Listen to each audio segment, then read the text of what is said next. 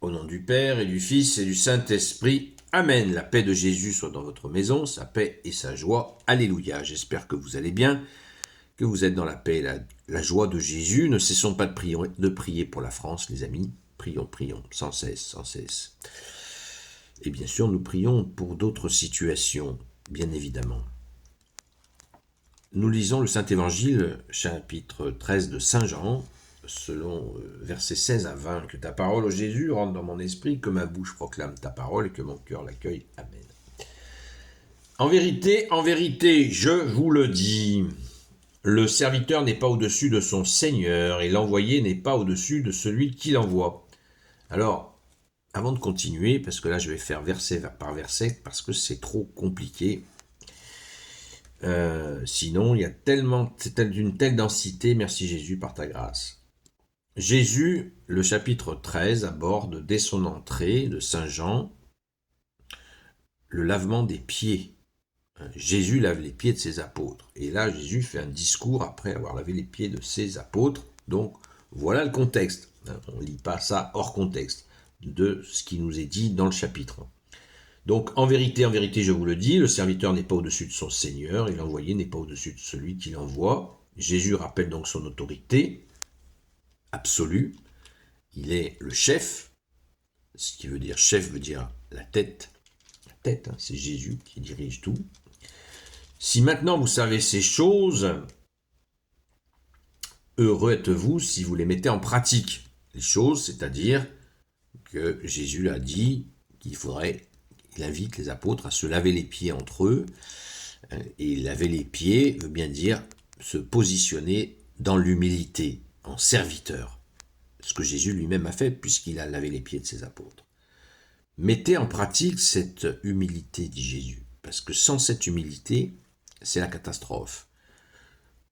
Des gens qui ont une telle puissance risquent de devenir des tyrans.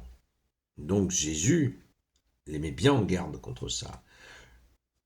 Mais il va même préciser au verset 18, « Je ne parle pas pour vous tous, car je connais ceux que j'ai choisis. » Il le dit parce qu'il y a un Judas dans l'affaire, il y a un traître.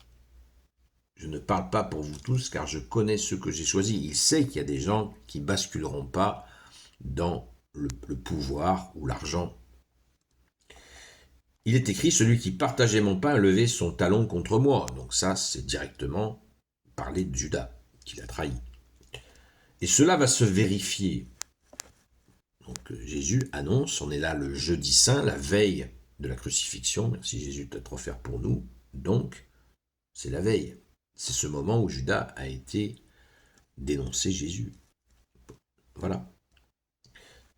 Quand Jésus vient de nous dire, et cela va se vérifier, ben voilà, ils vont l'apprendre, bien sûr. Le lendemain matin, très tôt, ils vont l'apprendre. Le vendredi saint. Je vous le dis maintenant avant que cela n'arrive. Ainsi, lorsque cela arrivera, vous saurez que je suis. Voilà. Ils vont comprendre avec la crucifixion. Verset 20, en vérité, je vous le dis, celui qui reçoit mon envoyé me reçoit, et celui qui me reçoit également celui qui m'a envoyé. Donc, Jésus rappelle qu'ils sont envoyés par Jésus, et que tous les gens qui accueilleront les apôtres accueilleront donc Jésus, et ceux qui accueilleront Jésus accueilleront son Père. Jésus nous dit dans une autre séquence d'évangile, si vous mettez en pratique ma parole, mon Père et moi viendrons faire notre demeure en vous. Donc là, les apôtres sont clairement, donc vont porter Jésus aux gens, ce que sont censés faire les prêtres catholiques. Ils amènent Jésus, et en accueillant, si nous accueillons donc l'envoyé, nous accueillons Jésus lui-même, et si nous accueillons Jésus, nous accueillons son Père. Voilà, les choses sont très claires. Et Jésus les repositionne bien clairement pour qu'ils comprennent que cette mission, elle ne peut se faire que dans l'humilité. Je rappelle les propos de Saint Jean-Marie Vianney, le saint curé d'Ars, qui disait les 3 qualités principales sont humilité, humilité et humilité. Voilà. Tout est dit. Et Jésus en mentionnant cela, après leur avoir lavé les pieds lui-même dans ce service, il s'est mis à genoux et il a lavé les pieds, il s'est mis un linge, une serviette autour de la taille et il leur a humblement lavé les pieds.